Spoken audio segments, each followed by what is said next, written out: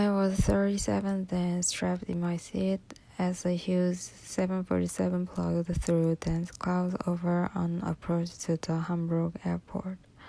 Cold November rains drenched the earth and lent everything the gloomy air of a Flemish landscape. The ground crew in rain gear flaked atop a squat airport building a BMW billboard. So, Germany again. Once the plane was on the ground, soft music began to flow from the ceiling speakers. A sweet orchestral cover version of the Beatles' Norwegian Wood. The melody never failed to send a shudder through me, but this time it hit me harder than ever. I bent forward in my seat, face in hands, to keep my skull from splitting open. Before long, one of the German stewardesses approached and asked in English if I were sick. No, I said. It's just dizzy. Are you sure? Yes, I'm sure, thanks. She smiled and laughed, and the music changed to a Billy Joel tune. I straightened up and looked out the plane window at the dark clouds hanging over the North Sea, thinking of what I had lost in the course of my life. Time goes forever. Friends who had died or disappeared, feeling I would never know again. The plane reached the gate, people began unlatching their seatbelts and pulling baggage from the storage bins. And all the while I was in the middle. I could smell the grass, feel the wind on my face, hear the cries of the bird. Autumn 1969, and soon I would be 20.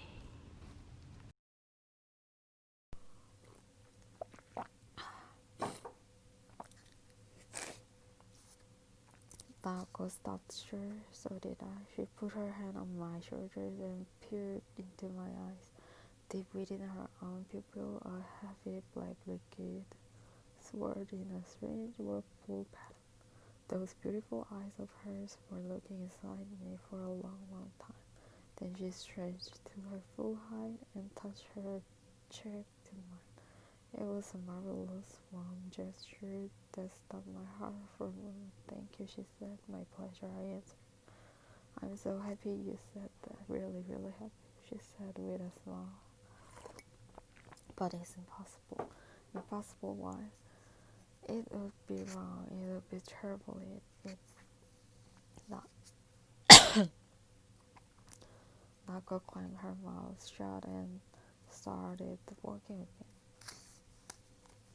I could tell that all kinds of thoughts were whirling around in her head. So rather than intrude on them, I kept silent and walked by her side. It is just be wrong, wrong for you, wrong for me, she said after a long pause. Wrong how? I murmured. Don't you see, it's just not possible for one person to watch over another person forever and ever. I mean, say we got married, you'd have to go to work during the day. Who's going to watch over me while you're away? Or say you have to go on a business trip. Who's going to watch me over me then? Can I be glued to your every minute of your life? What kind of equality would there be in that? What kind of relationship would be that? Sooner or later you get sick of me. You'd wonder what you were doing with your life, why you were spending all your time babysitting this woman. I couldn't stand that. It wouldn't solve any of my problems. But your problems are not going to continue for the rest of your life, I said, touching her back. They'll end eventually, and when they do, we'll stop and think about how to go on from there. Maybe you will have to help me. We are not running our lives according to some account book. Even if me use me, don't you see? Why do you have to be so rigid? Relax. Let your guard down. We are all tensed up, so you always get back to work. Relax your body, and the rest of you will lighten up. How can you say that? She asked in a voice drained of feeling. Now Cole's voice altered me to the possibility that I had said something I shouldn't have. Tell me how you could say such a thing, she said, starting down at the ground beneath her feet. You're not telling me anything I don't know already. Relax your body and the rest of you will lighten up. What's the point of saying this to me? If I relax my body now, I'd fall apart. I've always lived like this, and it's the only way I know how to go on living. If I relax for a second, I never find my way back. I'd go to pieces, and the pieces would be blown away. Why can't you see that? Can't you see it? Talk about watching over me if you can't see that. I said nothing to return. I'm confused, really confused, and it's a lot deeper than you think, deeper, darker, colder. But tell me something. How could you have slept with me at that time? How could you have done such a thing? Why didn't you just leave me alone? Now we were walking through the frightful silence of a pine wood. The decided corpse of cactus that had died at the end of summer lay at the surface of the path, crunching beneath our shoes, as if searching for something we'd lost. Naoko and I continued slowly down the path in the wood. I'm sorry, she said, tucking my arm and shaking her head. I didn't mean to hurt you. Try not to let what I said bother you. Really, I'm sorry. I was just angry at myself. I guess I don't really understand you yet, I said. I'm not all that smart. It takes me a while to understand things. But if I do have time, I will come to understand you better than anyone else in the world ever can. We came to a stop and stood in the silent wood, listening. I tumbled pine cones and cicada shells with the toe of my shoe, then looked up at the patches of sky showing through the pine branches. Hands thrust in her jacket pocket. Now goes to there, thinking, her eyes focused on nothing in particular. Tell me something, Churro, she said. Do you love me? You know I do, I answered. Will you do me 2 favors? You may have up to 3 wishes, madam. Naoko smiled and shook her head. No, 2 will be enough. One is for you to realize how grateful I am that you came to see me here. I hope you will understand how happy you made me. I know it's going to save me if anything will. I may not show it, but it's true. I'll come to see you again, I said. And what is the other wish? I want you always to remember me. You remember that I exist and that I stood next to you here like this? Always, I said. I will always remember. She walked ahead without speaking, the sunlight filtering through the branches that covered over the shoulders of her jacket. A dog barked again, closer than before. Naoko climbed a small mound of a hill, stepped out of the pine wood, and hurried down the gentle slope. I followed 2 or 3 steps behind. Come over here, I called toward her back. The well might be around here somewhere. Naoko stopped and smiled and took my arm. We walked the rest of the way side by side. "Do you really promise never to forget me?" she asked in a near whisper. "I will never forget you," I said. "I could never forget you." Even so, my memory was growing increasingly distant, and I have already forgotten any number of the things. Writing from memory like this, I often feel a pang of dread. What if I've forgotten the most important thing? What if somewhere inside me there is a dark rainbow where all the truly important memories are heaped and slowly turning into mud? Be that as it may, it's all I have to work with. Crouching these fading, imperfect memories to my breast.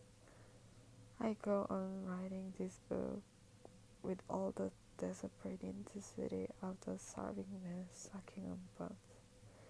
This is the only way I know to keep my promise to Naoko. Once long ago, when I was still young, when the memories were far more vivid than they are now, I often tried to write about Naoko, but it was never able to produce a line. I knew that if that first line would come, the rest would pour itself onto the page, but I could never make it up. Everything was too sharp and clear, so that I could never tell where to start. The way a map that shows too much can sometimes be useless. Now that I realize that all I can place in the imperfect vessel of writing are imperfect memories and imperfect thoughts, the more the memories of Naoko's inside me fade, the more deeply I ever to understand her. I know too why she asked me not to forget her. Naoko herself knew, of course. She knew that my memories of her would fade, which is precisely why she begged me never to forget her, to remember that she existed.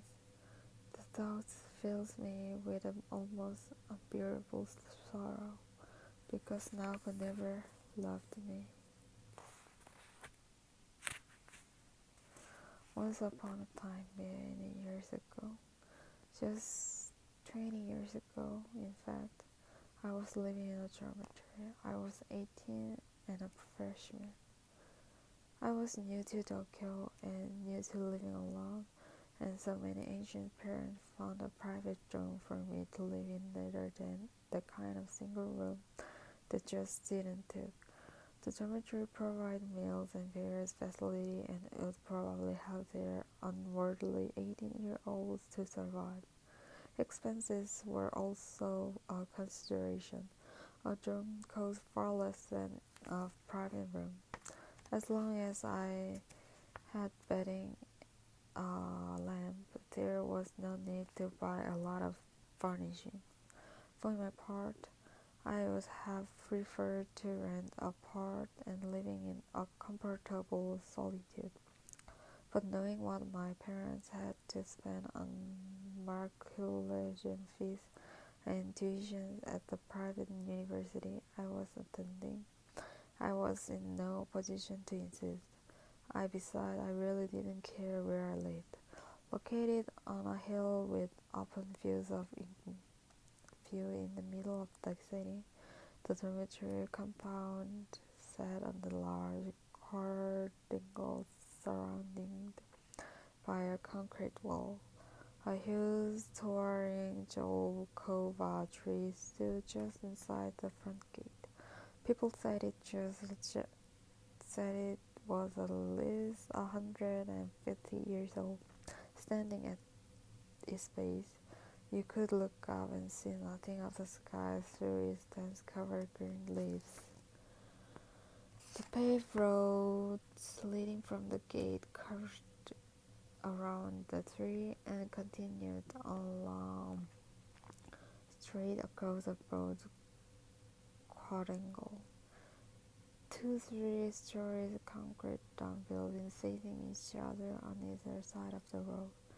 These were large buildings with lots of windows, and they gave the impression of being either apartment houses that had been covered into jails or jails that had been covered into apartment houses.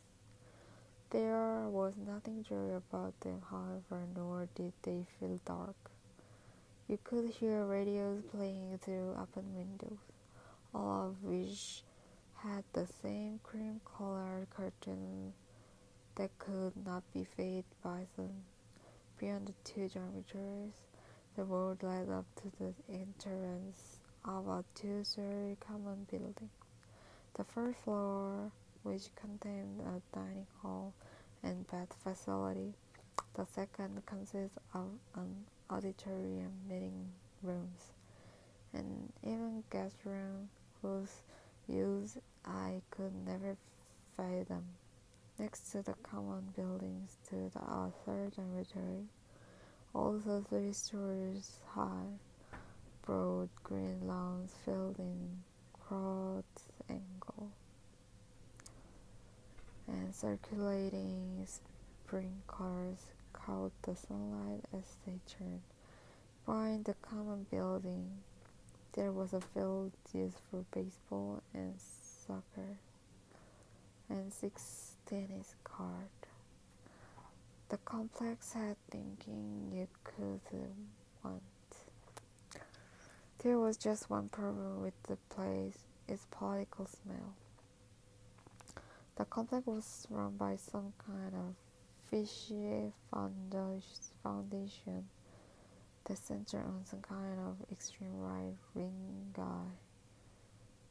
And there was something strangely twisted as far as I was concerned about the way they ran the place. I could see it in the pamphlet they gave to new students and in the dorm room.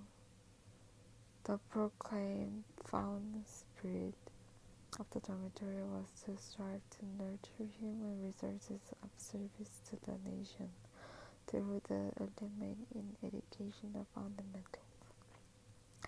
And many financial leaders who endorsed this spirit had contributed their private fund to the construction of the facility. This was the public face of this project, though what lay behind it was vague in the extreme. Some said it was a tax dodge, while others saw it as a publicity stunt for the contributor.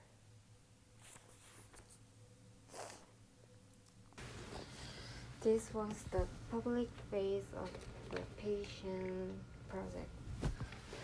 Though the lay behind it was vague in the extreme. Some said it was a tax dodge, while others saw it as a publicity stunt for the contributors, and still others claimed that the construction of the dormitory was a cover for swindling the public out of a prime piece of real estate. One thing was certain, though. In the dorm complex, there exists a privileged club composed of elite students from various universities. They formed study groups that met several times a month, and that included some of the founders. Any member of the club could be assured of a good job upon graduation. I had no idea which, if any, of these theories was correct, but all shared the assumption that there was something fishy about the place. In any case, I spent 2 years, from the spring of 1968 to the spring of 1970, living in this fishy dormitory. Why I put up with it so long, I can't really say. In terms of everyday life, it made no practical difference to me whether the place was right-wing or left-wing or anything else. Each day at the complex began with the solemn raising of the flag. They played the national anthem too, of course. You can't have one without the other. The flagpole stood in the very center of the compound, where it was visible from every window of all three dormitories.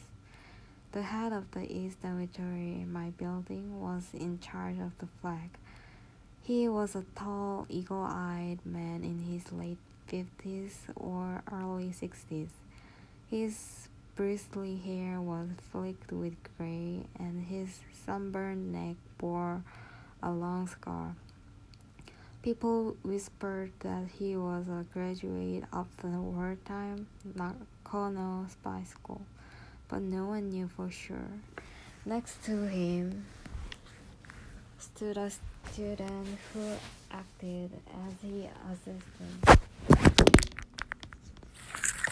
No one really knew this guy either. He had the word shortest crew cut and always wore a navy blue student uniform. I didn't know his name or which room he lived in. Never saw him in the dining hall or the bed. I'm not even sure he was a student, though you think he must have been given the uniform, which quickly became his nickname. In contrast to Sir Nakano, uniform was short, pudgy, and pasty-faced. This creepy couple could raise the banner of the rising sun every morning at 6. When I first entered the dormitory, the sheer novelty of the event would often prompt me to get up in the morning to observe this patriotic ritual. The two would appear in the quadrangle at almost the exact moment the radio beeped the 6 o'clock signal. Uniform was wearing his uniform, of course, with black leather shoes, and Nakano wore a short jacket, and white training shoes. Uniform held a ceremonial box of unfinished palomino wood, while Nakano carried a Sony tape player at his head. Naoko set the player at the base of the flagpole. Uniform opened the box to reveal a neatly folded banner. This he reverently put forward to Nakano, who would clip it to the rope on the flagpole, revealing the bright red circle of the rising sun on the flag on the field of pure white. Then Uniform pressed the switch for the playing of the anthem. May our rose resign, and up the flag would climb, until petals turned to boulders. It would reach halfway up the pole and be covered with moss. Now it was at the top. The two stood at reach attention. Looking at the flag, this was quite a sight on clear days when the wind was blowing. The roaring of the flag at dusk was carried out with the same ceremonial reverence, but in reverse. Down the banner would come and find its place in the box. The national flag does not fly at night. I did not know why the flag had to be taken down at night. The nation continued to exist after dark, and plenty of people worked the whole night through track contribution crew and taxi drivers and bar hoppers and firemen and night watchmen. It seemed unfair to me that such people were denied the protection of the flag, or maybe it didn't matter all that much and nobody really cared, aside from me. Not that I really cared either. It was just something that happened to cross my mind. The rules for room assignment put freshmen and sophomores in doubles, while juniors and seniors had single rooms. Double rooms were a little longer and narrower than 9 by 12. with an aluminum frame window in the wall opposite to the door and two desks by with the window arranged so the inhabitants of the room could study back to back. To the left of the door stood a steel bunk bed. The supplied furniture was sturdy and simple in the extreme and included a pair of lockers, a small coffee table, and some built-in shelves. Even the most well-disposed observer would have some trouble calling this setting poetic. The shelves of most rooms carried such items as transistor radios, hair dryers, electric kettles and cookers, instant coffee, tea bags, sugar lumps, and simple pots and bowls for preparing instant ramen. The walls bore coupons from Regal magazine or stolen porno movie posters. One guy had a photo of pigs melting. But this was a far-out exception to the unusual naked woman or girl pop singer or actress. Bookshelves on the desk held textbooks and dictionaries and novels. The filth of this all-male room was horrifying. Mobley Mandarin, orange skins scanning to the bottoms of waste baskets. Empty cans used for ashtray held mounds of cigarette butts, and when these started to smolder, they'd be those with coffee or beer and left to give off a sour stink. Blackish green and bit of indefinable metal clung to all the bowls and dishes on the shelves, and the floors were littered with ramen wrappers and empty beer cans and lids from one thing or another. It never occurred to anyone to sweep up and throw this thing in the waste basket. Any wind that blew through would raise clouds of dust. Each room had its own horrible smell, but the components of that smell were the same: sweat and body odor and garbage. Dirty clothes would pile up under the bed, and without anyone bothering to air the mattresses on a regular basis, these sweat impregnated pads would give up orders beyond redemption. In retrospect, it seems amazing that these shit piles gave rise to no killer epidemics. My room, on the other hand, was as sanitary as a morgue. The floor and window were spotless. The mattresses were aired each week. All pencils stood in the pencil holders, and even the curtains were laundered once a month. My roommate was clean crazy. None of the other in the dorm believed me. When I told them about the curtains, they didn't know that curtains could be launched. They believed, rather, that curtains were semi-permanent part of the window. There's something wrong with that guy, they say, labeling him a natch or dumpster. We didn't even have penims. We have a photo of Amsterdam Canal. I had put on a news shop, but my roommate had piled it down. Hey, what'll be? He said. I'm not too crazy about this kind of thing. And when the canal photo instead, I wasn't especially attached to the nude, so didn't protest. What what the hell's that? Was the universal reaction to the Amsterdam photo whenever any of the other guys came to my room. Oh, troopers like to jerk up to this, I said. I meant it as a joke, but they all took me seriously, so seriously that I began to believe in myself. Everybody sympathized with me for having pulled Stormtrooper as a roommate.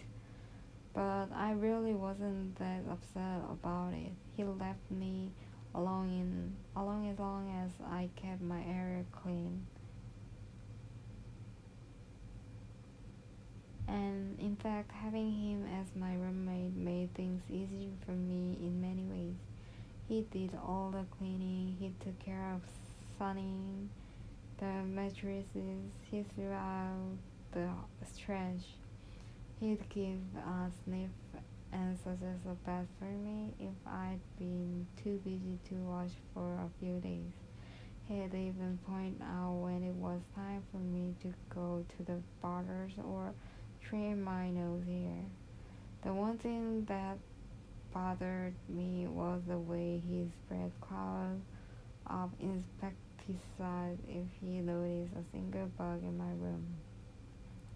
Because then I had to take refuge in a neighboring street fire. Stormtrooper was majoring in geography at the National University. As he said it the first time we met, I'm studying Momo Map. You like map? I asked. Yup, when I graduate, I'm going to work for the Geographical Survey Institute and make Momo maps. I was impressed anew by a variety of the dreams and goals that life could offer. This was one of the very first new impressions I received when I came to Tokyo for the first time. The thought struck me that society needed a new people from a few who were interested in and even passionate about map making. I thought that someone who wanted to work for the government's Geographical Survey Institute should shudder every time he said the word map. Stormtrooper often didn't start at it at all, except when he pronounced the word map, for which it was a 100% certainty. Well, what are you going to major in? He asked me. Drama, I said. Gonna put on plays? Nah, just read script and do research. Rachine Ionesco. Shakespeare, like that. He said he had heard of Shakespeare, but not the other. I hardly knew anything about the other myself. Had just seen their names in lecture handouts. You like plays? He asked. Not especially, I said. This confused him, and when he was confused, his stunning work got worse. I felt sorry I had done that to him. I could have picked something, I said. Ethnology, Asian history, I just happened to pick drama, that's all. Which was not the most convincing explanation I could have come up with. I don't get it, he said, looking as if he really didn't get it. I like Momo maps, so I decided to come to Tokyo and get my parents to send me money so I could study Momo maps. But not you, huh? Your approach made more sense than mine. I gave up trying to explain myself to him. Then we drew lots to choose bunk. He got an upper bunk, I got the roll. Tall with a crew cut and high cheekbones. He always wore the same outfit: white shirt, black pants, black shoes, navy blue sweatshirt.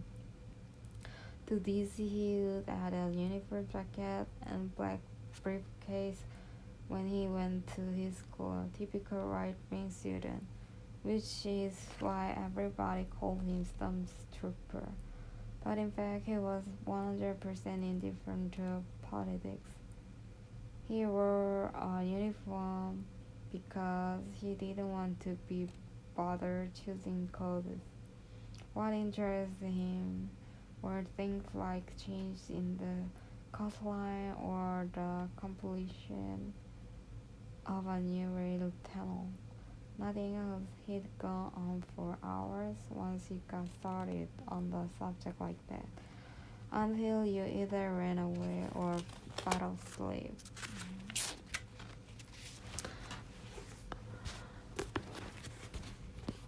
He was up at 6 each morning.